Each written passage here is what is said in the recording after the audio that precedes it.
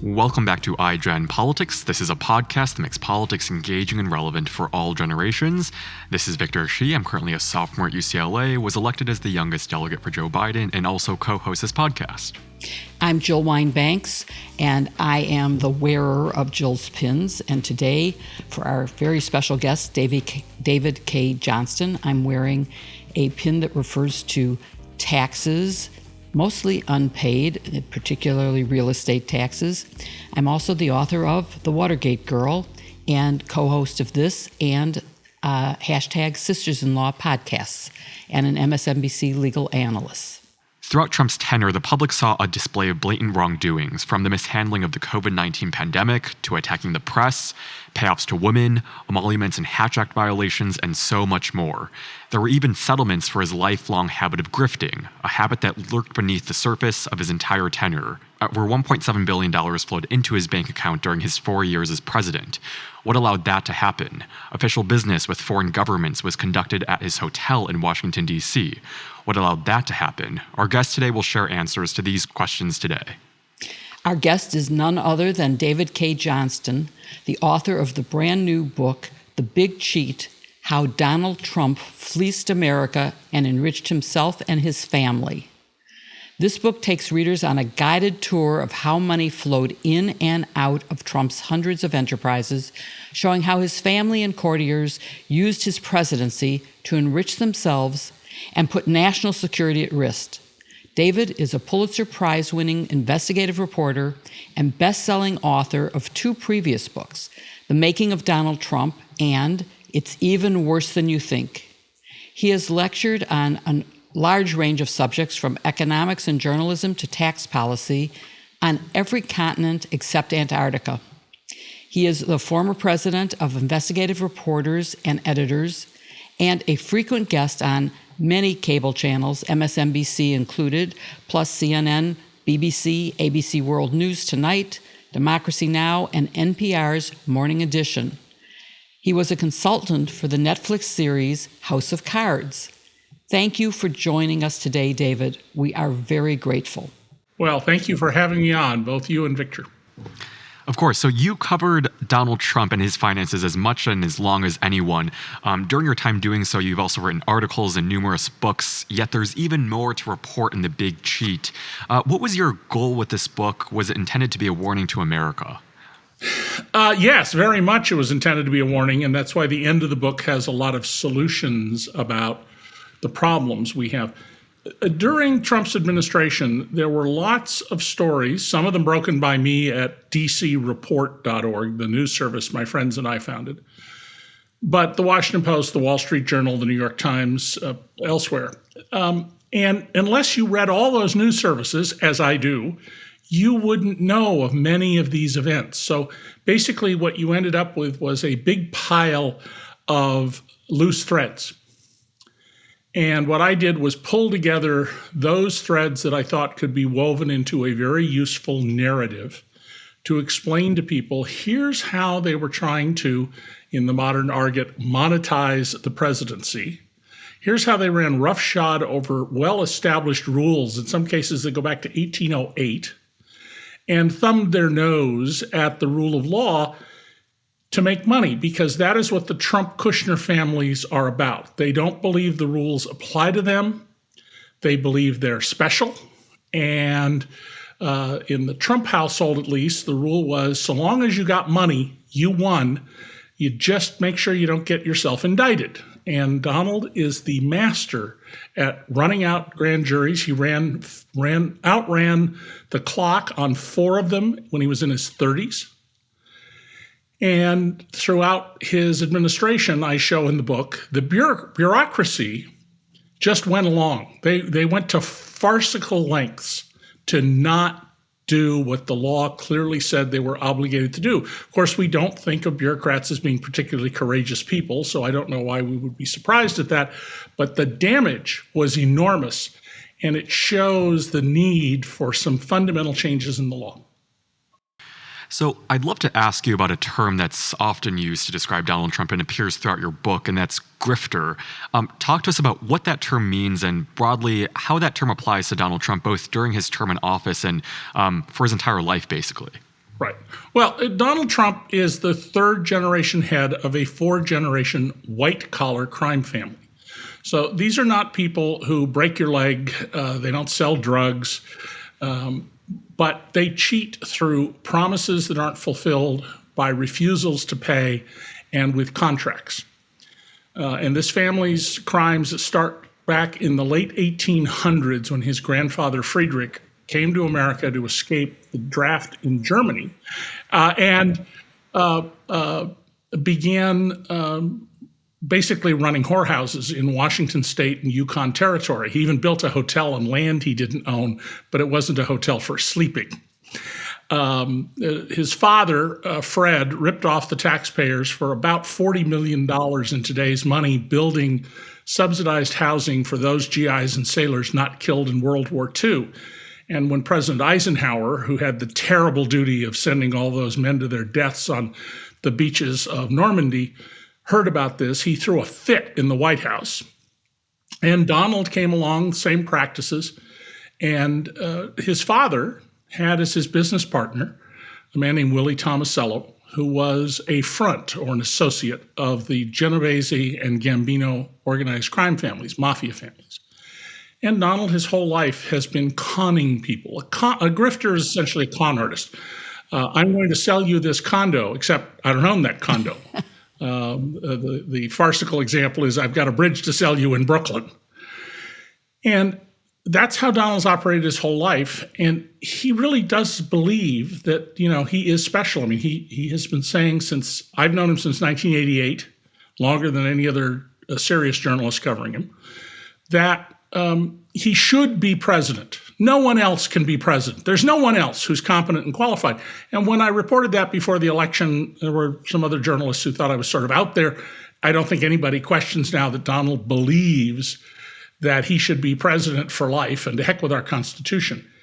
And so finding ways to make money without providing a real service or benefit is what they do. The only known case of cheating in an Atlantic City casino was at Donald Trump's Trump Castle, where the house was cheating novice roulette players knowingly. It's not a story I broke in 1990, I think. He has been sued many times by investors, vendors, workers who didn't get the money they were entitled to or the property they were entitled to. You make me think I should go get the magnet I have on my the hood over my stove that shows Stormy Daniels saying the only contractor he ever paid. But maybe I won't do that. You certainly wrote a book that does show how he monetized the presidency. And I want to begin talking about, in the beginning of your book, you start by saying, the sad reality is that during the Trump administration, the rich got even richer, and everyone else either stayed average or poor or got worse. And how did Donald Trump and his policies contribute to that problem? And why doesn't the public, particularly his voters, recognize that they are not better off now than they were when he became president? Or that at least they weren't during his term. The latest polling shows that a lot of people believe that the legislation Joe Biden got passed this year was Republican legislation when no Republican voted for it. I mean, we have the polite term is low information voters, but we have lots of people who don't pay attention to politics and don't apply any critical thinking skills because our education system didn't equip them with them. One of the key ways that the Trump administration changed people's conditions was the 2017 tax overhaul. I wouldn't call it reform, it was an overhaul. It made very significant changes, and it was the subject of 0 public hearings and 0 advanced documents. When Ronald Reagan did the same thing in 1986 and produced what in retrospect was pretty good improvements to the tax code, just the summary of all the studies that were made was 3 volumes long. And there were extensive public hearings and analyses of how the burden of taxes would shift. So what the Trump tax law did was it gave an enormous tax cut to anyone like Donald who's a sole proprietor who owns his own businesses. Now, Donald does it through what are called pass-through corporations. The losses and profits of those companies go on his personal tax return. 6 million tax returns do that in America out of 160. It's a very common practice. And people in that category got tax cuts of up to 40%. Donald said, I'll pay more after this. Not possible that would have happened. Next, it gave immediate write-offs called expensing for new capital equipment. So if you're ExxonMobil and you spend $1 billion on something, you got to write off the whole $1 billion right away, not over the life of the equipment, which is typically 15 years. The result was that corporate tax revenues fell for the first time by any significant amount since World War II. And the share of the economy that was corporate income tax revenues, which was small already, fell by about a third. Donald was a major beneficiary of that, and so were the people who own corporations, who are, by and large, in the top 10% and really in the top 10th of 1% in America. Another thing that he did, by the way, people at the bottom and the middle, they got little scraps. They got nothing. If you're upper middle class like me, my total tax burden actually went up, not down. Another thing he did was he let polluters run wild, particularly electric utilities who burn coal, have coal ash, and they stopped the efforts to make sure that coal ash ponds, as they get older, don't collapse and ruin drinking water. And we've seen half a dozen major incidents of this, of cities as large as 250,000 people not being able to drink water from their river for weeks until it cleared. That's an enormous shift that affects people's health and therefore their ability to have an income. And there's just policy after policy of that. Most of those I detailed in the second book in my Trump trilogy, It's Even Worse Than You Think, which came out in 2018 on the first anniversary of his presidency. But in this book, I do go through these, particularly the tax policies that hurt everyone. And then they did all sorts of bad contracting practices. We didn't have ambassadors in some key countries, so when decisions were being made on whether a foreign country would invest a huge amount of money here or there, we basically weren't at the table. Wow. So let's go back to, I want to follow up on what Victor asked about the grifter comment or use of that, because you talk in your book about how ever since New York days, he was known as a cheater, a liar, a manipulator, and a deadbeat. And I know that that's true not just in New York, because I know people who were involved in the construction of Trump Tower in Chicago who got cheated and who threatened to bring suit, and his lawyers said, no point in doing that. It'll cost you more in legal fees than the amount that we're not paying you. And they deliberately calculated the amount to withhold to prevent a lawsuit, sort of like Texas preventing suit, but that's a whole different subject. So talk about his financial dealings that support the claims that he's a cheater and a scoundrel, a manipulator, a deadbeat, etc. Well, you provide a very good example. What Donald typically will do is he'll not pay you the last 15 or 20%, which is the profit margin for vendors in these deals. And you have a contract for even $1 million. We're talking about $150,000, $200,000. You go to see a lawyer, and the lawyer will say, look, just fighting this if we win was going to cost you $200,000, and there's a good chance we won't win. And Donald will spend unlimited money to go after you to give a signal to everybody else. Instead of using enforcers who break your leg or burn your house down, Donald uses lawyers who are completely unethical in their approach to these things. And in fact, Michael Cohen has owned up to, that was his job. He was he was his chief enforcer on the legal side. The other thing Donald will do in these deals is you need a document, a copy of a contract or a letter to prove that not only did you didn't fabricate it, it's in his files. And instead of turning over the document, they will turn over 250,000 images of documents and say, go find it, which is expensive. Donald has done this to people who invested in condo projects all over the country, where people put up money and then nothing was built. And he went, oh, well, sorry, and tried to keep the money. And in some cases did, in some cases settled for a small amount of money to end the litigation. That's how he does business. He cheats no matter what. Yeah, he cheated the owners of the condos in that building too. But so the question is, how does he keep getting financing, and how does he keep getting suckers to work for him or to buy condos from him? How does he keep getting away with it? Well, there are always people who you can fool. And the thing about being a con artist like Donald is, so you trick somebody to do a whole graphics presentation for you to market one of your hotels, and you cheat that person. There's another graphics artist out there who you can cheat, and another one after that, and another one after that.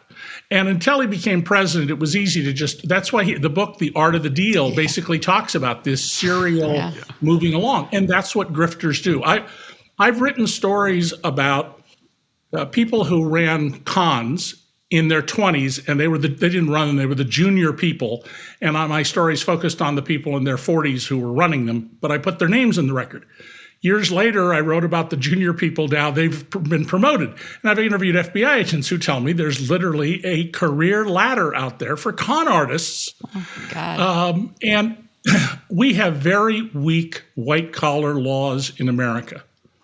We have lots of complexity, lots of procedural measures in court, and lots of vagaries. And one of the things we need is some fundamental reform of white-collar law in America. Yeah, so you start the big cheat talking about what you call Lie 1, which made Trump's campaign appear to be a popular movement Americans were aching to enjoy. What was lie number 1? Well, Donald announced on the morning of June 16th, 2015 at Trump Tower that he was running. Now, he had done this before. And 4 years earlier, when he announced he was running, all the politics reporters who cover the horse race, not the substance, they all treated him as a serious candidate. Lawrence O'Donnell at MSNBC and me independently kept saying, no, he's running for a new contract with NBC. And when he got one, he announced, I should be president. The country needs me. No one else is qualified. But right now, my TV show needs me more. Guess what? The politics reporters had egg on their face. This time around, when he announced, I realized, oh my God, they're going to treat him as a vanity project, which is what they did for close to a year. So he arrives at Trump Tower with Melania. He comes down the escalator, and there's a crowd. He says it's thousands of people. Anybody who's been in the lobby of Trump Tower knows that that's a lie. It would be hundreds of people. And he makes this horrible statement right in the beginning that the Mexican government is sending rapists and murderers into the U.S. He's met with wild applause. And the minute that happens, I go, wait a second, this is Midtown Manhattan. Where did he bust people in from West Virginia? How did this is the center of multicultural liberal America. 43 times there's this wild applause for his most outrageous and racist statements. Well, the very next day, his racist statements don't make the New York Times. They're sort of a broad, general comment. And then the Hollywood Reporter breaks the story that those cheers came from actors, or technically extras, the people you see in the background of a movie or in the jury box on a Law and Order episode, who were paid $50 each to show up and cheer on command. And he created this impression that there's a huge racist uprising in America. Well, it turns out he tapped into something. There is a huge number of people out there who hate the civil rights movement. That's become very clear. They want to make America white again, which is what was the coded language of Make America Great Again. But that lie suddenly made Donald a serious person in many people's minds, and it began, that's why I call it the original lie. Yeah. So from long before his campaign for presidency and ever since, Trump has also repeatedly said that he's a self-made billionaire. First, is that true? And second, why does he say that? Does it help him politically, or does it make him feel better? What do you think is behind him always saying that he's a self-made billionaire? Donald claimed he was worth over $10 billion during the campaign. In fact, he once said 11. There is not now, and there has never been, a scintilla of verifiable evidence that Donald was ever worth $1 billion. Back in 1990, he and I were walking down the boardwalk in Atlantic City. I said, "How much you worth, Donald?" And he goes, $3 billion. And I said, "I don't believe you." He stops dead, turns to me and says, "What's the name of your editor?" And I said, "Oh, let me give you his direct dial phone number." And he says, "Why don't you believe me?" And I said, "Donald, I'm a newspaper reporter with 8 children. I'm able to pay all my bills on time. You have hundreds of people who are saying you can't pay them, and you've acknowledged you can't pay them. If you really had $3 billion, it might hurt, but you could sell something or borrow against it.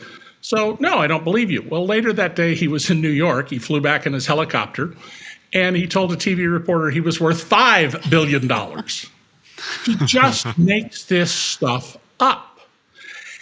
And to Donald and his household, all that matters is getting the money and winning. Mary Trump has written about this, his niece, in her book. And there's no right or wrong. Your property, well, I just haven't gotten your property yet, is the way that the Trumps think. So it's very important to him to say he's on a par with the people. Now, Donald is a wealthy man. I wouldn't dispute that Donald's a wealthy man. I'm a wealthy man, but he's way out of my league. But he's nowhere near being a billionaire, and he's always desperate for cash. And then you asked about where's he getting the money? Well, that's the great concern. His son, Eric, said in 2008, "We're getting all the money we need out of Russia." I and other people have documented numerous deals, hundreds of them Donald has done, with Russian criminals, sketchy Russian people, people who have reputations for being like him. In some cases, they vastly overpaid for real estate. And all of that suggests money laundering on Donald's part. For years, a full-blown illegal casino operated on the floor directly underneath Trump's apartment in Trump Tower. He has the top 3 floors, and the floor right below was a casino. When the FBI finally broke this up, he goes, I had no idea. If you've ever been in Trump Tower, there's no way he couldn't have an idea unless he didn't want to know, because of the way you get up into that building. So Donald has always done business with criminals, and it isn't just in the New York construction business. In fact, when the biggest contractors in New York, and Donald claims to be the biggest, he wasn't even in the top 10. When the biggest contractors went to the FBI and said, "You got to get these mafia guys out of our pocket. We can't do business. We can't make a living as long as these mafia guys are holding us up," Donald ran the other direction to the mafia. Interesting. Well, it seems like this is all part of his sales pitch to look like a winner, because anyone who has followed Trump and his behavior understands that he is all about self-image, public perception, selling himself as a winner. He tried to create that image, and he even tried to make himself attractive. Particularly, he said, "I love the uneducated, I love the poor." I said, "I love the poorly educated." The poorly educated. Thank you. And of course, he promised that he would guarantee jobs and economic growth, and repeatedly said that, but the numbers seem to be quite different than his promise. And again, it's that question of, how does he get away with this? How do people not see that he didn't create jobs? He said, "I'm the greatest job creator ever." Well, no. Biden's completely outperforming him. And so I don't get it. How many jobs did he create? And why does he get away with these false claims?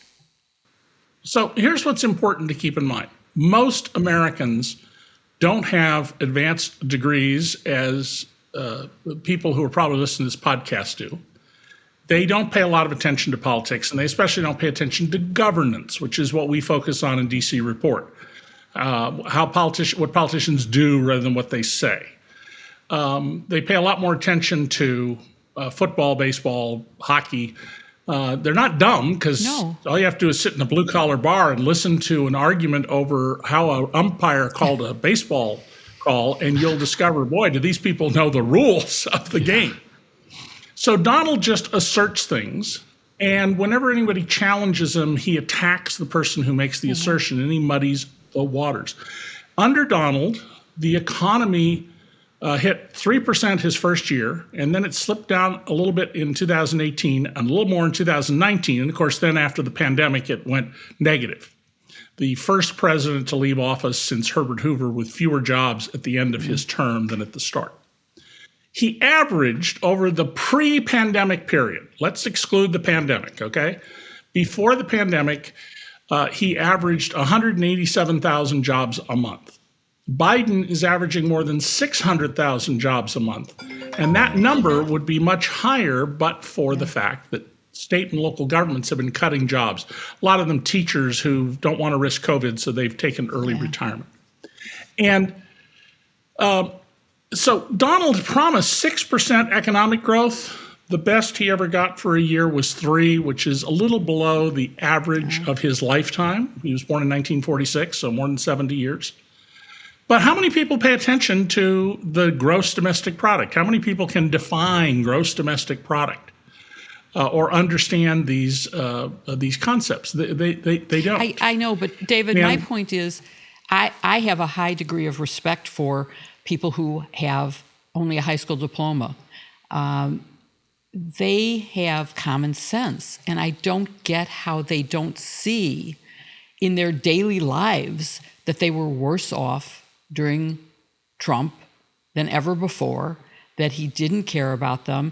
They believe what he said about COVID as well as about jobs. So that's what's bothering me, is how can we communicate to them what reality is so that they will get this? Well, and Jill, there are many very educated people. I've talked to highly educated people who believe the COVID is all a big hoax. I think there's something else that Donald tapped into. And Donald used many lines from my books and reporting from what he saw me on TV. He didn't read my books, but he saw me on TV. I know from people around him, he would call him up and say, "Did you see what Johnston said last night on MSNBC or CNN?" 90% of Americans reported less income in 2019 than they did in the mid-1970s, almost a half century earlier. For every dollar of equity they added in their homes, the last time I ran this number was about 2012, but at least as of then, for every dollar of equity people had added in their homes over that period of time, they took on $2 of debt. That's not a prescription for prosperity, that's for being on the hamster wheel till you drop dead. And people's health care is much more expensive. Employers no longer do it as an addition to your salary. They take a bunch of the cost out of your salary, and then you have big copays on top of that. And so economically, 90% of Americans are worse off. They didn't realize they were getting better. In fact, during a couple of the Obama years, wages went up significantly, and I wrote about it at the time. They went up a modest amount one year, it tripled the median wage the next year, and it tripled again the next year. But it was left them still so far behind. So Donald says he's making you better off, and he's selling the sizzle, even though the steak isn't even there. Wow. I mean, during the course of his presidency, you also write that he made more than $1 million a day, which to me is very disturbing. What was the source of that income, and what made that possible? Yeah, let me be clear. He had $1 million, more than $1 million of revenue. Right. Donald reported his revenue, which for the term of his presidency was more than $1.6 billion.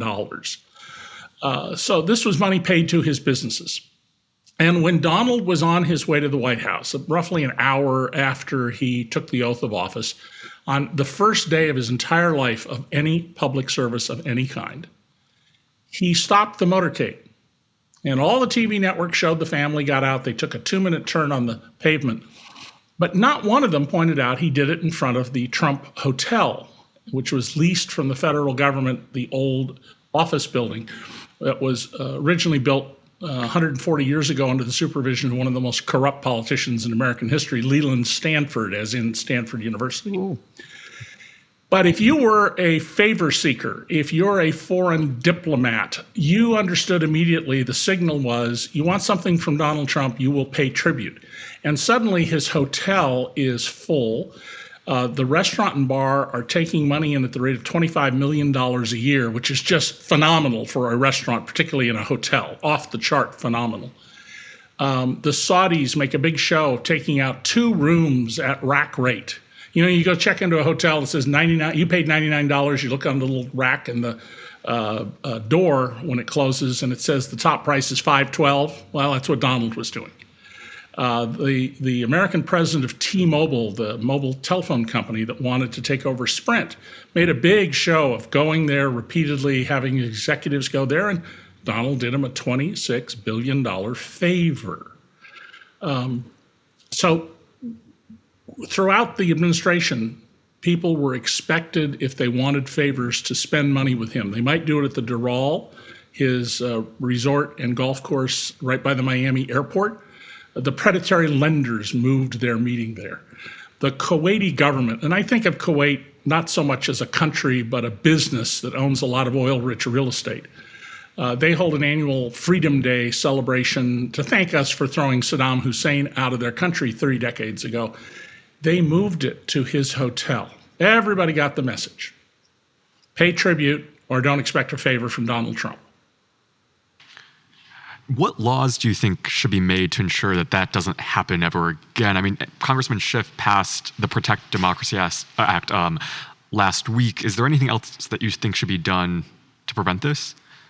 Yes. First of all, I think that the Congress should pass a law that makes the tax returns of presidential candidates public for at least 6 years. Now, we can't require the candidate to release it because the Constitution sets the standards for being president. But nothing prevents Congress from making tax returns public. In fact, tax returns were public record in the 1920s. And there are news clips about that. And Julius Rosenwald, the head of Sears Roebuck, reported yesterday he made $5,411,000, 291 whatever, and paid so much in tax. And so all Congress does do is set a threshold. Say you came in the top 3 candidates in one primary. Now the IRS will make your tax return in full for the last 6 years public, all the schedules and everything else. That's one. Secondly, Congress needs to say any assets owned by a president must be put into a blind trust. And if they are operating businesses, they will be sold, and the president will have no role in picking the trustee whatsoever. Because otherwise, think about if we said, yeah, Donald had to sell his properties and the Saudis came and said, okay, well, tell you what, we'll pay you twice what they're worth because we want Donald to really like us. And Donald, in fact, once said, the Saudis pay $40-50 million each for apartments from me, so why shouldn't I like them? And there are other simple reforms like this in the back of the book. And we have to be careful always about reforms. After Watergate, which I got a little tiny piece of the story back then as a young reporter, a whole bunch of financial reforms, campaign finance reforms were passed. And the toughest in the country were in Michigan, where I was in Lansing for the Detroit Free Press. They backfired. Campaign finance is much worse today than it was during the Nixon era. Awful as that was, in terms of who has influence and power and how politicians have to respond to that influence and power. But nonetheless, Congress really needs to recognize that after 44 presidents who did what they thought was best for the country, we might hate what Andrew Jackson did or FDR did, but all of them tried to make the country better. We got a president who's all about him. And that means we need to now have rules because it's no longer guaranteed that it's be treated as a public trust. So if there was such a law, do you think that Donald Trump would not run for office because he would not allow his tax returns to become public? Well, he'd go to court and do what Roy Cohn taught him to do. First of all, he'd attack Congress. You're the enemy of the people. You're illegitimate. You're hateful power mongers who hate the American people. And then he would delay. One of the reasons that the Manhattan District Attorney's indictment hasn't been returned yet by the grand jury is that when they got the documents, Donald spent 4 years keeping back and went to the Supreme Court twice. It wasn't 1 million pages, it was 5 million pages. And as you know, Jill, the prosecutors have to have every single shred of paper examined because they can't have something hit them as a surprise during trial. Exactly. That is for sure. I want to just make one comment because you referred to the Watergate and the post-Watergate legislation to control campaign finance reform, which was essential because Watergate happened largely because there was so much money hidden in the White House in safes, in cash. Yep. And unfortunately, Yep. it isn't that legislation failed, it's that the Supreme Court undid it in Citizens Yes. United. So I just want to say Well, legislation can work Buckley, if you have a Valeo, legitimate Citizens United. Supreme Court. Yeah. Yeah. And in fact, the Supreme Court in McDonnell basically legalized the bribery of politicians. Yes. There have been a whole series of bad court decisions, but what's happened with these decisions is people who bundle money have become critical. And if you want to run for Congress, your real constituency is no longer the voters. It is the people who will finance your campaign. All of the original proposals were well intended. There's no question about that. And cash was all over the place. In Michigan, we had a state senator who told us that when he was campaigning, he went around his district and people shoved money in his hands. And at the night, he'd go to the motel because his district was enormous in upstate Michigan. And he would put it on the bed or the dresser and just count it out and treat it as his own money. Well, it's not just Trump, of course, who's Right. done this. No, it's the system. But it's also his family, his entire family. We're talking about Jared and Ivanka. We're talking about all the rest of his family and even at least one cabinet member who enriched themselves during his presidency. And maybe just to save time, we could have you just talk about what some of the worst things are in terms of Jared, Ivanka, Elaine Chao, anyone else in the cabinet that I haven't named. Well, there are two cabinet secretaries I read about. Wilbur Ross, who was in bed with Russian money launderers up to his eyeballs and never should have been approved by Congress. And then Elaine Chao, who essentially never spoke, except in one limited circumstance, to American journalists when she was transportation secretary, but went out of her way to have her staff court communist Chinese journalists. Mm-hmm. And her father owns a shipping company with about 50 dry bulk ships that ships iron ore and wheat and things like that between China and other places, Brazil, the U.S., et cetera. And she turned the transportation department into a marketing arm for her father's business. I think there's grounds to indict her for this, but I don't expect that to happen. Jared Kushner, as the Trumps approached the White House, was in deep financial trouble. He wildly overpaid for 666 Fifth Avenue, a high-rise office building. He was in trouble because his loans were coming due and he couldn't pay them. And he went to the people in Qatar, where America has its most important Middle East base. That's where the Central Command operations are, the U.S. Army Central Command operations. And asked them to loan him $800 million on terms very favorable to the Kushners. And the Qataris said, we're rich, but we're not stupid, and we're not going to make that loan. Donald Trump then turned on the Qataris and took up the cause of the Saudis and the Emiratis, who are enemies of the Qataris. He called the Qataris financiers of terrorism. Well, the Qataris financed 2 terrorist groups, but the Saudis financed 60 groups, and with vastly more money. So American national security was submarined by Donald Trump so that his son-in-law could get bailed out of a bad investment. And Donald doesn't know a Sunni from a Shia. He doesn't know anything about the Middle East. So here you're seeing him motivated purely by family interest, not by some geopolitical strategy.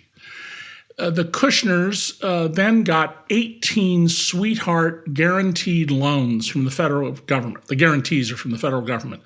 10 years interest only on their schlocky properties. The Kushners are terrible slumlords. There's a 251-page decision by an administrative law judge in Maryland about how they rented people apartments that had sewage coming out of the kitchen sink. And I mean, all sorts of horrible things. And they say, oh, no, we don't do anything wrong. We're normal. We charge people 3 times the fees. No, there's nothing wrong with that. Yeah, it's illegal in that state. And you or I would never have gotten these sweetheart loan guarantees unless we had someone in the White House helping us along. And to this day, that's kept the Kushners in incredibly deep cash flow. And now, what is Jared Kushner doing?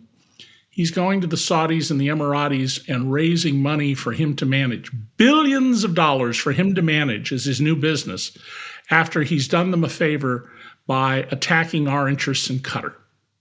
So I guess, oh, yeah, go ahead. Yeah, I was just going to maybe follow up with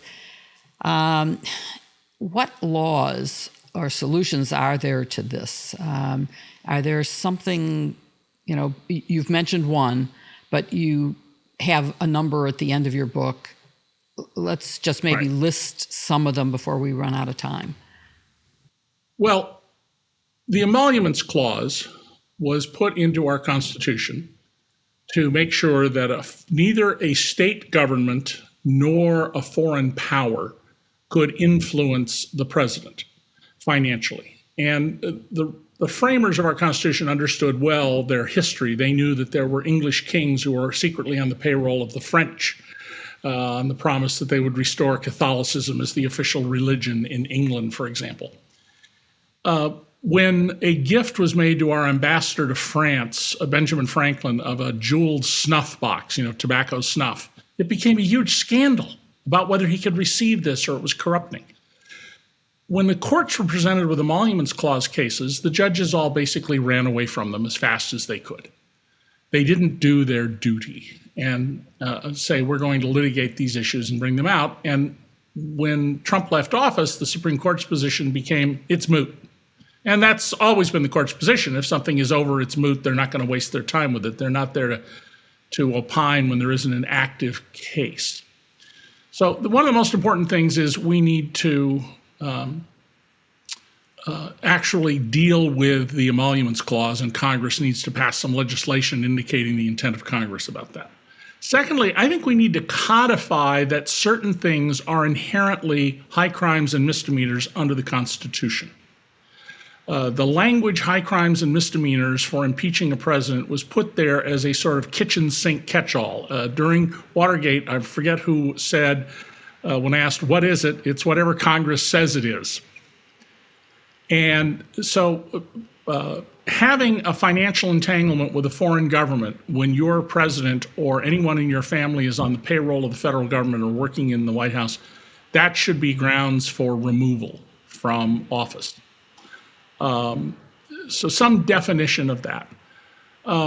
We also need to rethink the power of the president to make any national security secret public that he chooses when it's for his benefit. Jared Kushner and Ivanka repeatedly had to refile what's called their SF-86s. That's what you file to get a national security clearance. And theirs didn't even match up. Their financial disclosures to the Office of Government Ethics, they didn't even match up. And so I think Congress needs to come up with some new legislation that says if there's a problem with your financial disclosure, you're obligated to turn over the documents, and if you choose not to, that's fine, but you're removed from office. And there's other reforms I list in the back of the book.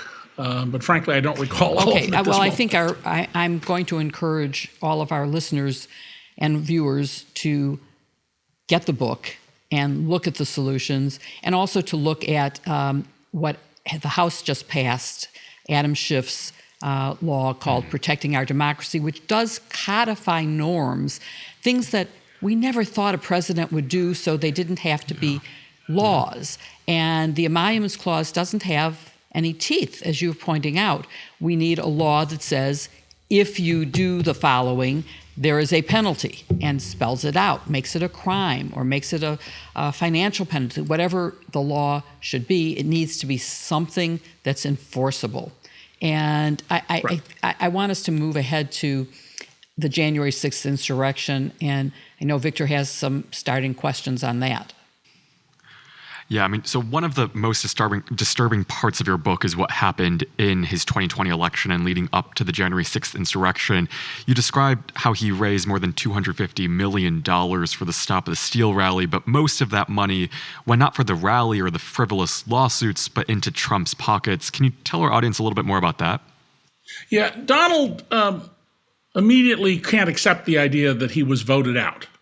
So he comes up with this cockamamie claim that the election was stolen, and lots of people who believe in Donald, who want to go back to having America be white again, et cetera, bought into this. Astonishingly, something like 60% of Republicans in polls say that they believe Joe Biden lost the election.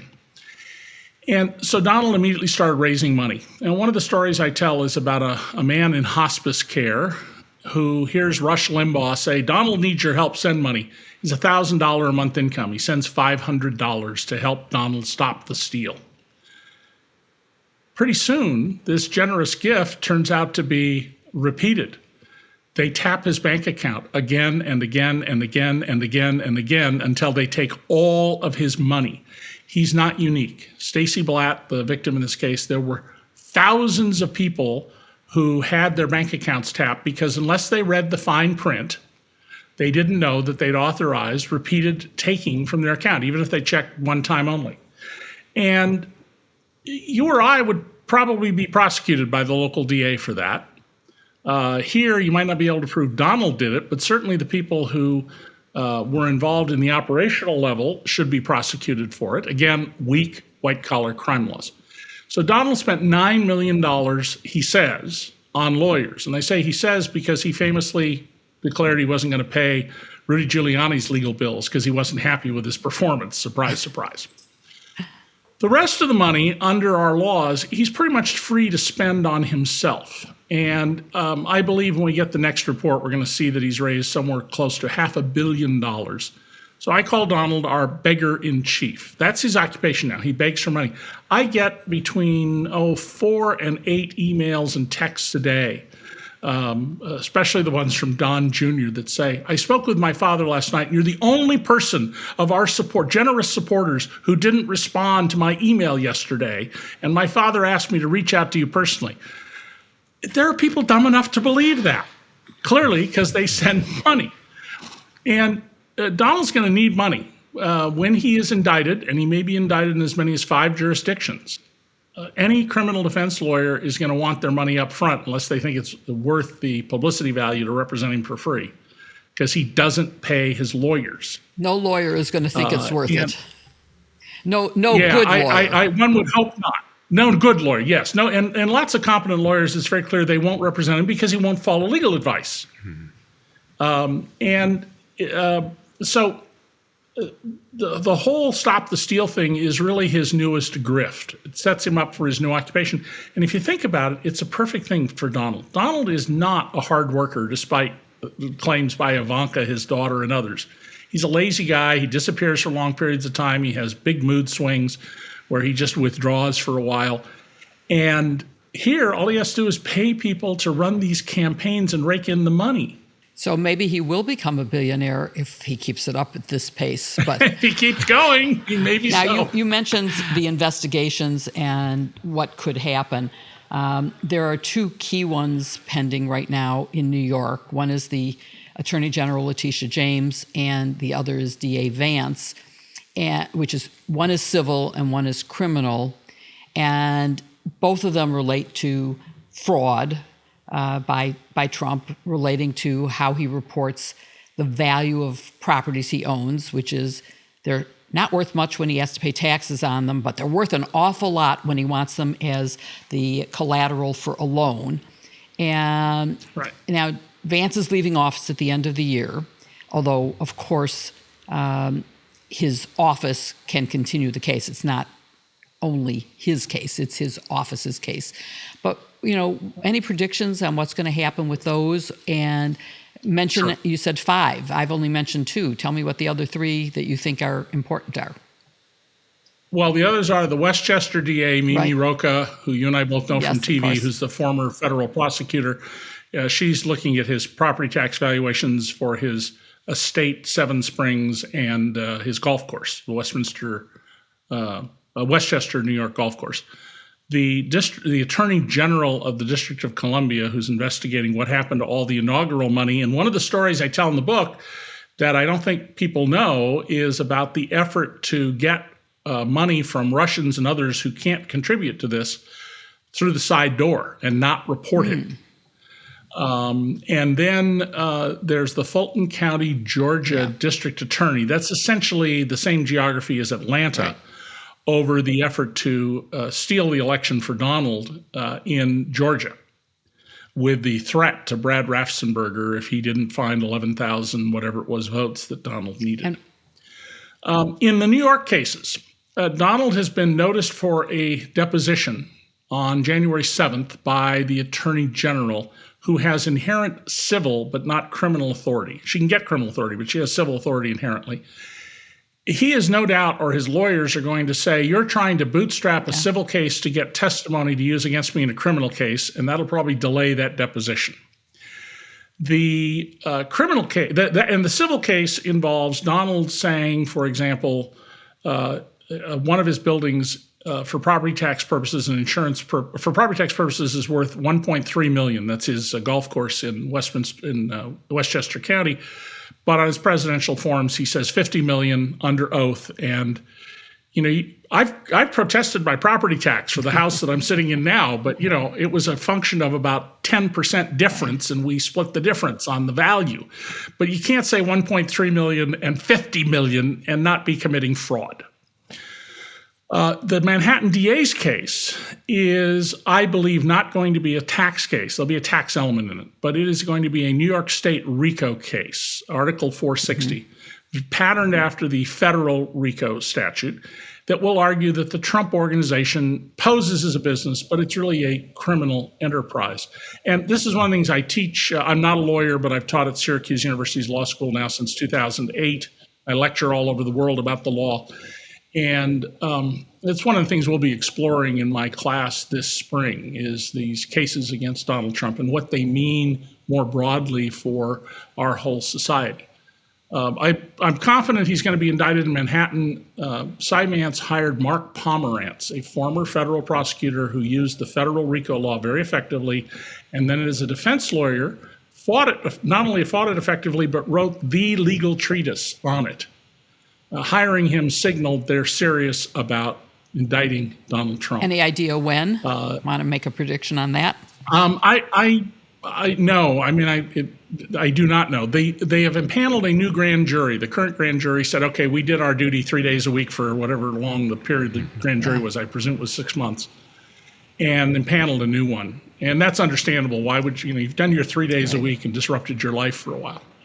But that they impanel a new grand jury tells you they're just moving ahead on this. And what about D.C. and the insurrection and the damage that caused? Do you think he could ever be held accountable there? Well, we're seeing, what is it, so far more than 500, and maybe it's up to 600 people arrested. Over 6. Prosecutors have been filing really low-level charges against a lot of these people, which even some of the judges sentencing people have commented on. But more importantly, the January 6th committee made it very clear that this was not a spontaneous event. They have lots of evidence that this was planned, and they say they're going to hold hearings the way Senator Ervin did. And I hope PBS and the cable channels run those at night from the tape during the day so we can all watch them. Liz Cheney says they're going to go on for weeks, which tells you they got a lot of information about how this was planned and financed and carried out. They've had over 300 witnesses, so I think that there is a lot, and I agree that public hearings are essential to America understanding what happened there. Well, David, this has been such a fascinating conversation. I just want to give you the opportunity, if you want to add anything else about your book for our audience. I guess now's the time to do so. Okay. Well, I've covered Donald Trump longer than any other serious journalist, more than 33 years now. Donald and I have had a pretty contentious relationship once he discovered I didn't just put his nonsense in the newspaper as he was used to many, even good journalists doing, because they're not investigative reporters.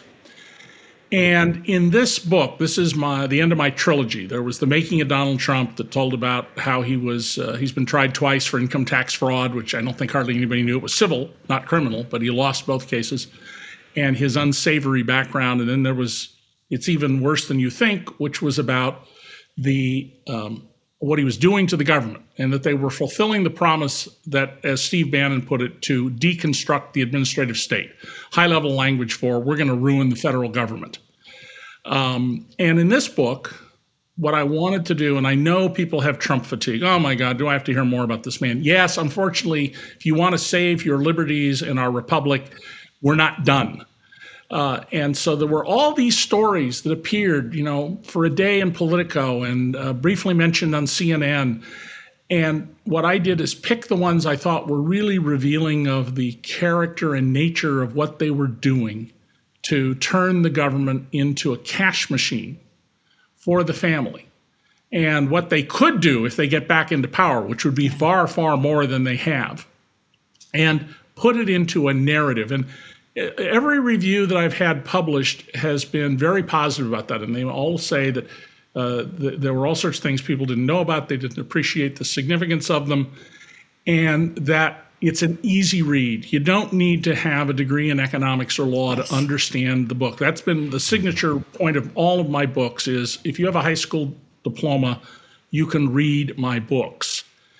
And so I hope people do read it, pass the book along and tell others about it, because if we don't understand the nature of how the Trump-Kushner family saw this opportunity of controlling the White House, there are other people out there, people who are better managers than Donald, who are hard workers unlike Donald, who are smart and educated unlike Donald, and they could really ruin our democracy.